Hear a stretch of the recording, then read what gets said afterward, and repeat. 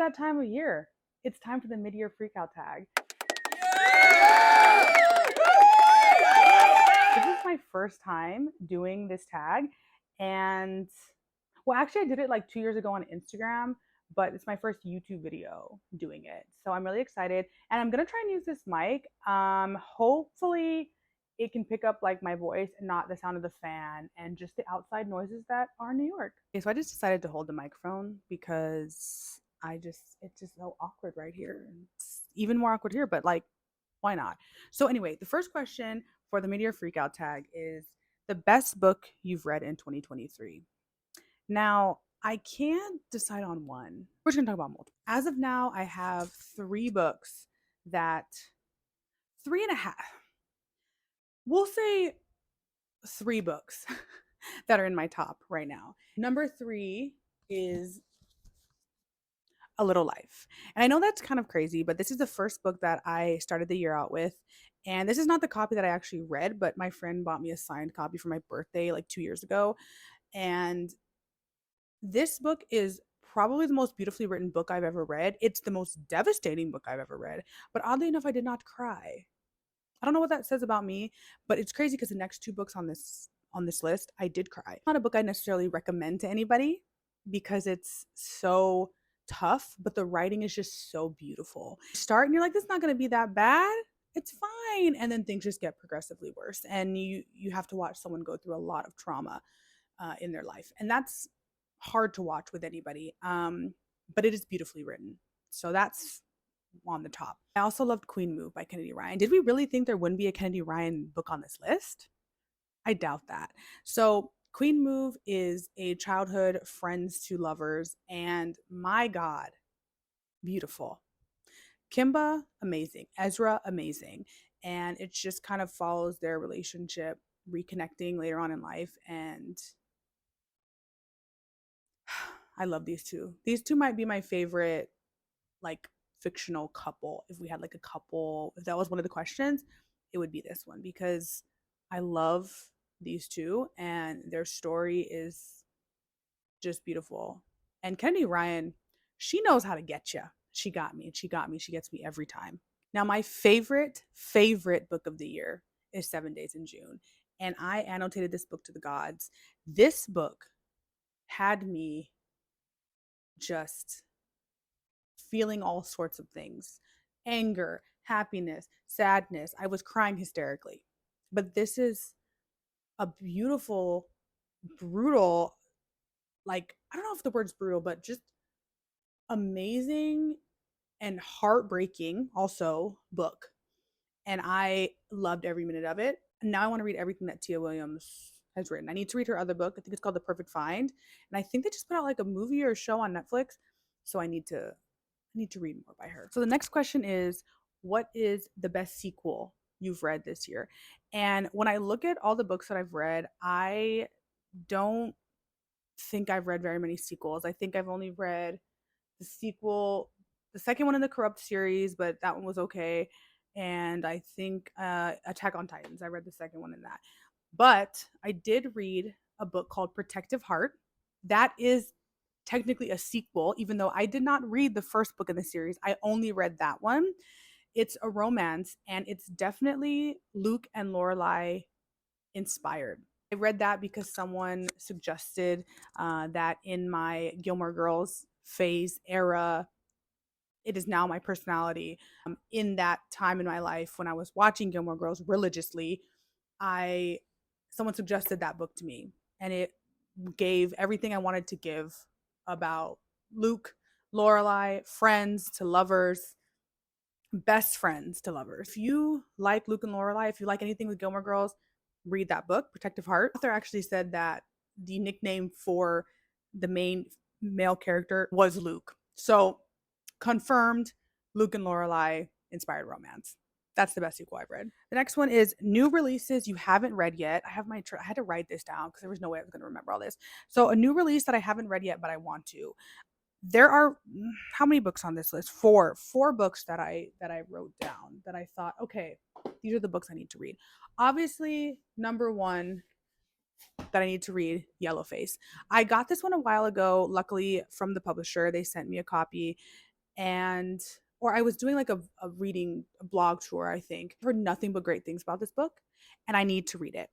I need to read it. The next one, obviously, is Happy Place. I've only read Emily Henry's first like beach read, not her first book, but beach read. I haven't read anything else by her. I love beach read though, so I clearly need to read Happy Place. And I people keep telling me it's different than all the other books, but I love a romance and I want to read everything by her. I don't know why I haven't, but I need to do that. The next one I need to read is this The Adventures of Amina al Sarafi. Sarafi. I need to read this. This is a beautiful cover. And I also got sent this by the publisher because I think I was also on another tour. And I need to read this. This is like pirates, high seas, fantasy. I honestly can't wait. And I'm upset that I haven't read it yet. One of the other books that came out this year that I need to read is Big Swiss. I waited so long at the library for this. I think the wait was like 15 weeks. And then I think I got it and then my time lapsed. So now I'm still waiting. And I think I have like maybe 4 weeks left to get this book from the library. So I am impatiently waiting. And as soon as it comes in, I am going to read it. I have thought about buying it, but I don't have book buying money right now. So I have been waiting patiently at the library and I will not let the hold lapse this time, but I need to read it. Question number 4. The most anticipated, my most anticipated book for the second half of the year is Small Worlds. That's number 1. There are a couple more, but Small Worlds is number 1 because I read Open Water, and Open Water is probably one of my favorite books of all time. It is so beautiful, and I also highlighted that book to the gods, but his next book is coming out, and it already came out in the UK, I think, because you can order it on Waterstones, but it's not out in the US until July next Tuesday, which I'm not sure what date that. I think the 18th. It's not out till next Tuesday. And I'm going back and forth on whether I want to just buy it on my Kindle so I can read it right then and there, first thing in the morning, midnight maybe, or wait and go to the bookstore and buy myself a copy. I don't know. I'm so torn. I think I might just do the Kindle version first because I know I'll be annotating it. But that's my number 1 most anticipated book that's coming out. The next one is called Ripe. That one actually came out today, July 11th. And the cover is amazing, but I can't find it at my library at all. I've tried to find an ebook. I've tried to look at the New York Library, like the regular books. Haven't found it. So I might have to buy it on my Kindle, which that's fine.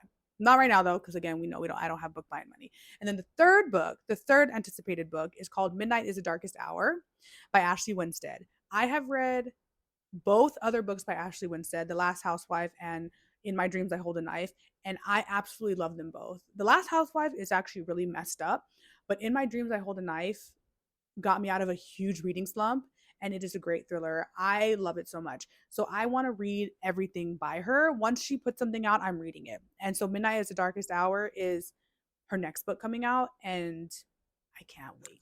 Number 5. Okay. Number 5, the question is, what are your biggest disappointments this year? I have a whole list. Okay. I feel like I read a lot of mediocre books. So when I find a 5-star, it makes me so excited. And these were not 5 stars. These were like 2 and under. First book on the list, and don't come for me for this, is Priest. I'm sorry. I know. I just did not think this book was that good. I feel like there was no plot, and I feel like the writing is just not good. I'm so sorry.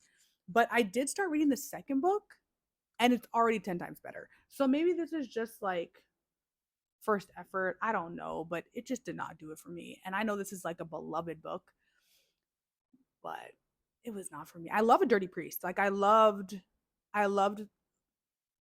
like, I liked the premise, but I was reading it and I'm like, what? I just did not think this was good. Now, the next one is called Record Keeper. This makes me sad because this is a fantasy. I was trying to do a fantasy reading vlog, which I think I'm still working on, and it's been months now. This is the only book that I actually completed so far for it. And I don't, I just felt like you get a lot of information in this book. There are a lot of things happening. And I already struggle with fantasy, and I just could not understand what was happening. And I missed I feel like I missed things. And I don't like reading a book feeling like I missed things, or movies for that fact. I don't like watching movies feeling like I missed something. And I feel like this is almost a 400, I think this is like a 400-page book. Yeah, it's over 400 pages. And I was like, what is happening? What is happening in this book? I had no idea. So it makes me sad that I didn't like this one. And there's a sequel, and I will not be reading the sequel. And that makes me sad. Only three more books that were disappointing.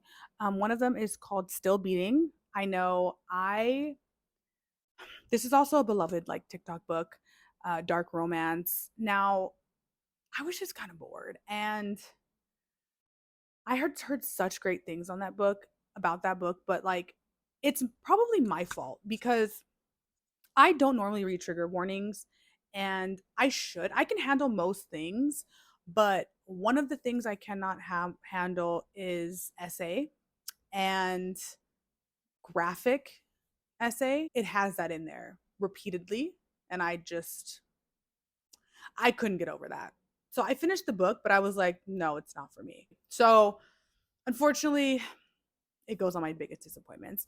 Also, another book I read called Universal Harvester.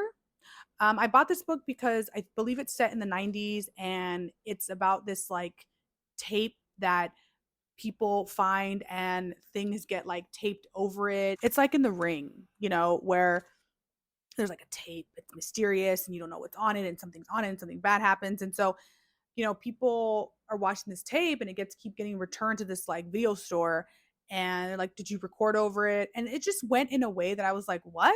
This is way less horror than I thought it was. And I just was like, this is not for me. I thought I was kind of bored, for being honest. And then the last book that was a disappointment, and it's one I just read.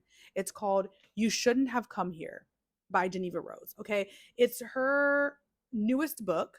And I read it because I wanted to read something by her. People talk about her all the time. I think she wrote that other book called The Perfect Marriage. I don't love domestic thrillers. This is not a domestic thriller. It's almost posed as like a romance, so it's like a romantic thriller, but it really leaned into the romance and less into the thriller. It was just like a bad romance and like a mediocre thriller. Like it didn't do either of them well. It didn't do the romance well or the thriller well. And I feel like I needed way more backstory for the character, because what you find out at the end about her is like, oh, okay, that would have been interesting if I would have known that going in. And if we had more backstory on the main character, I think that would have helped it a lot. But the romance between the main character, the main female character, and the main male character, subpar. They both kind of suck, honestly. But if you don't know what the book is about, basically this girl, she books this Airbnb on this like farm, ranch, whatever, and the host is apparently just hot and cool, and like she ends up sparking something with him, and he's like he loves her, he ends up falling in love with her, and they just spark this romance. But you can tell that there's some weird things going on, and he has a past, and I just was like, this is dumb. Like, I don't, maybe dumb is the wrong word, but I just don't feel like it did the romance well, and I don't feel like it did the thriller well. I don't feel like it merged them very well. Okay, I kind of love this tag. I kind of love this question. The sixth question is your biggest surprise. I love when I find a book that I think it's going to be mediocre, or I haven't heard great things about it, or I don't really know much about it, and it ends up just being like one of your favorite books. So I have two books on this list. The first one is The Immortalist by Chloe Benjamin. I had heard mediocre things about this book, but I've had it for a while. I had been wanting to read it for a while, and I picked it out when I was trying to pick books from my TBR jar. And this one came out, and I read it, and I absolutely loved it. And I'm upset that I didn't annotate it, because there were so many things in here that I would love to have annotated. And it's about these four kids who basically meet up with this kind of like fortune teller lady, and she ends up telling them the day and year and month of their death. So it follows each character, each sibling, as they live through their lives up until their death day. The first part is about one of the brothers and one of the sisters, and they move to like San Francisco or something, and it's like at the height of the AIDS epidemic, and it's so well written, it's so I was just so enthralled with the characters and like just so in it. And I was just very surprised at how much I really loved this book. And secondly, this one took me by storm. Half Blown Rose. I never see anybody talk about this book, but I need more people to read it. I annotated and highlighted, and the cover alone, it's just it I loved it. It didn't make it to my list of like my favorites, but like if there's maybe a top 10 this year, like it might be in it because it follows this woman who she is separated from her husband because you find out something that her husband did that for her is probably unforgivable. So she kind of runs away to Paris. Who doesn't want to run away to Paris? So she runs away to Paris. She ends up teaching courses there, and she ends up sparking up this little fling, little romance with a young Parisian man that lives in Paris, and their relationship is really interesting, and just the struggle that she has between forgiving her husband and wanting to be her own person and going to Paris and living a completely different life and figuring out who you are at an older age, because I think she's in her 40s maybe, and just her trying to figure herself out while also figuring out if she still wants the life she had with her husband. And it's fantastic. Hey, question number 7. A new favorite author or debut to you? I have a couple. So I read my first Mariana Zapata book this year from Look Off with Love, and I absolutely loved it. And now I want to read everything by her. I also read A Wall of Winnipeg by her. Didn't love it, but still want to read everything by her. I also read my first Brandon Sanderson book this year, which now I also want to read everything by him. I'm still reading the Miss Bourne series. That's the first book I read. I also discovered Lisa Cross Smith, and I think that's how you pronounce her name, but she wrote Half Blown Rose, and she wrote another book called Close to Okay, and I need to read her other book. Question number 8, my new fictional crush. I don't get a lot of fictional crushes because I don't remember half of them. I read these books, and some of the men and women, they don't stand out that much. I mean, I like them when I'm reading, like I like the characters when I'm reading them, but I don't ever like after I don't think about them very often. But there is one man that I think about regularly, and that is Ezra from Queen Move. Ezra from Queen Move. He is devoted, he is loyal, passionate, loving, beautiful. He's half Jewish, half black. Just amazing. And the next question, I'm just going to combine this one. The next question is like your new favorite character. My new favorite character is Kimba from Queen Move. So like them together, we'll just combine like new fictional crush and favorite character, like them as a couple. They're my OTP. Like I absolutely love them so much. I love Kimba though because she's a bad bitch. Like wow, she's a bad bitch. And them together, like she's strong enough to hold her own. And I what I love about him is that he gives her the space to be strong but also soft. That's the thing. He gives her the space to be soft. He allows her to be in her soft era. And she's just a bad bitch, and bad bitches need love too, like the song says, okay? And I love them together. So favorite fictional character, a new fictional character, favorite fictional crush, both of them. Love them both. Question number 10. Book that made me cry. You would think that A Little Life would be in this group, but it is not. But you know what is? 7 Days in June. This book had me hysterically crying at the end. And I am not a book crier. Like I don't cry very much at books. Movies has changed. I used to never cry in movies, and then there was a point in my life where I was crying after or during every single movie I was watching. So, but book crying, in recent years I've become much more of a book crier, and this one I'm realizing I cry. Okay, I'm realizing I don't cry when things are sad. I cry when things are happy because the emotion that this book is like sad in a way, but I wasn't crying about the sadness. I was crying because of how beautiful it was. This book also made me cry. You're probably going to see Queen Move and 7 Days in June all over this list. When you read a romance, I normally only cry in romances. I don't necessarily cry when things are sad. I know that's kind of weird, but it's just like when something is so beautiful, the emotion that like I feel inside, that's what makes me cry. I am not really a sad cry. I also don't read a lot of sad books. I should read more sad books to see, but I'm more of a romance crier because sometimes things are just so beautiful that like I just can't help it. Number 11, a book that made me happy. This was actually really hard for me because like most of my romance books make me happy, but I don't like I said, like I don't after I'm done with it, I like some of these books I read so long ago, I don't remember if they made me happy or not or whatever. I know the books that make me sad, like cry, not sad, but I guess like I don't know if these books made me happy.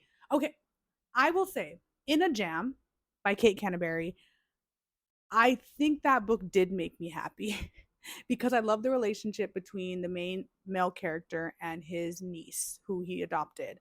So he's like a single dad, and the banter between the two adults, amazing. I think that book made me happy. So we're gonna go with In a Jam. This is a little bit hard to explain for me, so I'm just gonna say read In a Jam. It's on Kindle Unlimited. It's a great romance. Read the book. Next question: favorite book adaptation this year that you've read this year so far?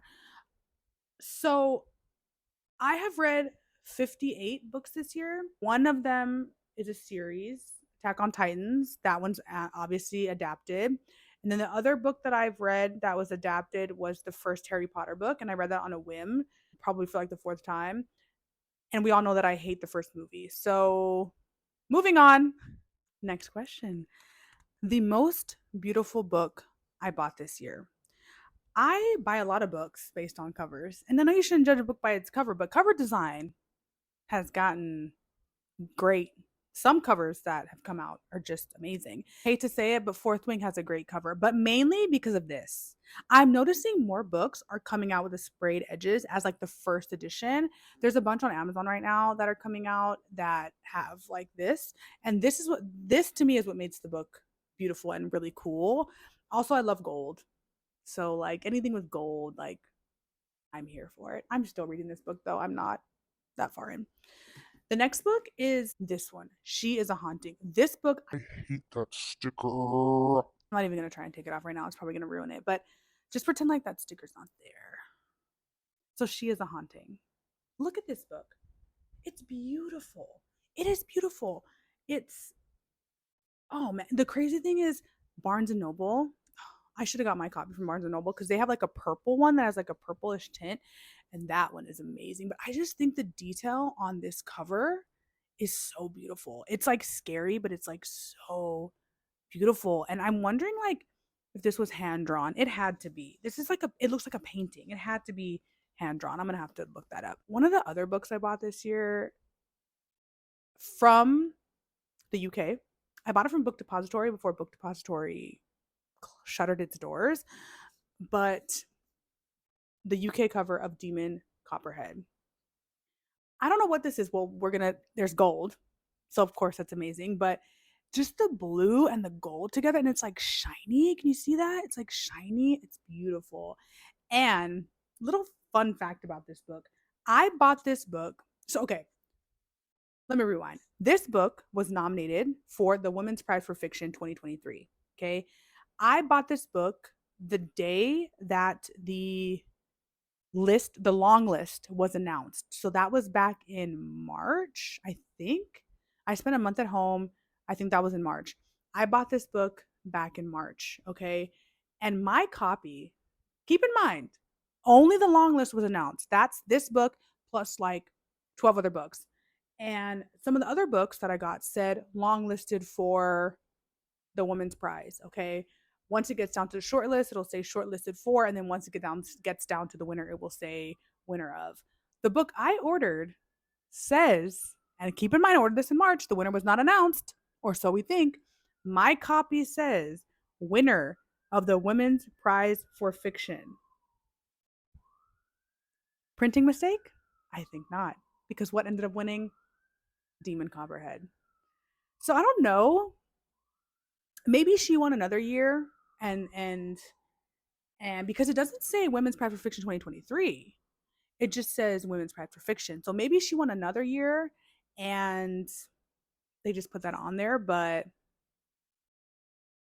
that could be the scandal of the century. Already printing it? I mean, they manifested it, obviously, because she won. Back to the issue at hand. This book is beautiful. I need to read it. And last but not least, last question. What books do you need to read before the end of the year? Like, what kind of question is that? I have a whole bookshelf of books. I have 3 whole bookshelves of books I need to read. Like, what kind of question is that? But here are some things that I need to read before the end of the year. Here's the whole stack of things that I need to read. Can I lift it up with one arm? Barely. Here's the whole stack. I need to read Love Theoretically. I love Allie Hazelwood. I've read 2 books by her, and I'm more than halfway done with this book, and I need to finish it. I need to read the Hoop series by Kennedy Ryan. I have at this point read 4 books by Kennedy. 4, 5 books by Kennedy Ryan. I forgot about Before I Let Go, which is one of my favorite books from last year. But I've read 5 books from her, and I'm working my way through her collection. I work my way through her collection very slowly because she is one of the writers that I would be extremely sad if I was in a world where I had read all her books and that I don't have anything else to read by her. Nothing new to read by her. I know she's putting out new books. I love her so much. And finishing books by her makes me happy and sad at the same time because I always want there to be something to read from Miss Kennedy Ryan because she is probably my favorite author.